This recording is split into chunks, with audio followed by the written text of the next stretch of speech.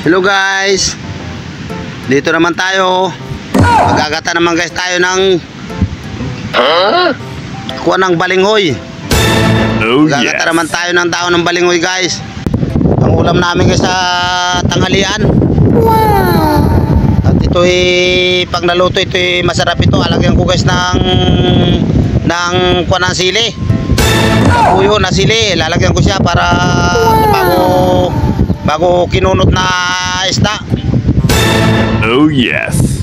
Itirarin ko muna siya ng pinong-pino tapos papagayin ko siya sa aqua para matanggal ang katas. Wow. Ayan guys, oh. Yan ang lulutuin ko sa gata ngayon. Oh, Tapos yes. lalagyan ko guys ito ng isda na kinunot. Yung hiningi ko sa mga namana kagabi. Yan oh, para ito'y papalasa sa aqua na aqua. Para lumasa na maigi ang patapos pa mamantikain ko sa gata. Wow. Tapos may siling labuyo. Ayos ito. Oh Talo-talo yes. na yan. Yan o. Yan ang pampalasa na kinunot na yan ng aking mga samya. Yan panamya ko. Yan kakuhanin ko ng mga kuha nito. Yan sibuyas. Bago gigisahin ko ito pag mamantikain ko sa gata para malasa siya. Talagang Oh, yes. mantika-mantika siya sa gata. Wow. Doon ko natikman itong kana ito na doon ako nakakita nito na gaya ko itong luto na ito sa nung kami nagpunta Bicol. Kami nagawa ng gasolinahan, doon ko nakitang pagkuan nito pagluto. Oh Kaya yes. natuto ako magluto. Ayan na guys. Umpisan ko na magluto para pagsaluhan ng aming pamilya. Yan na, hinanda na yung gata oh.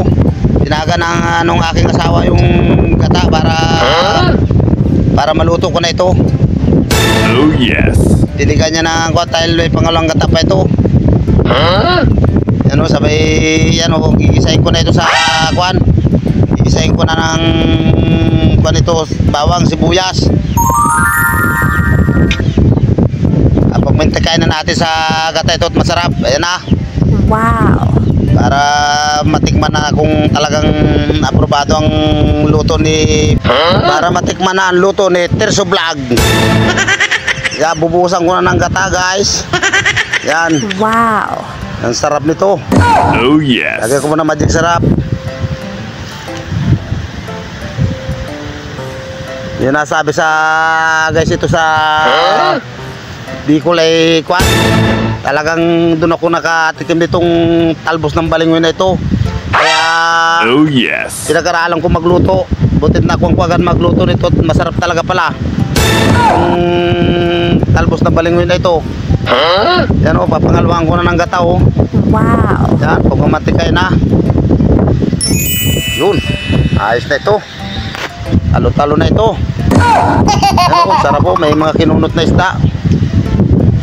Kain na kami. Kain na kami ng mga kain ng pamilya namin. Yan.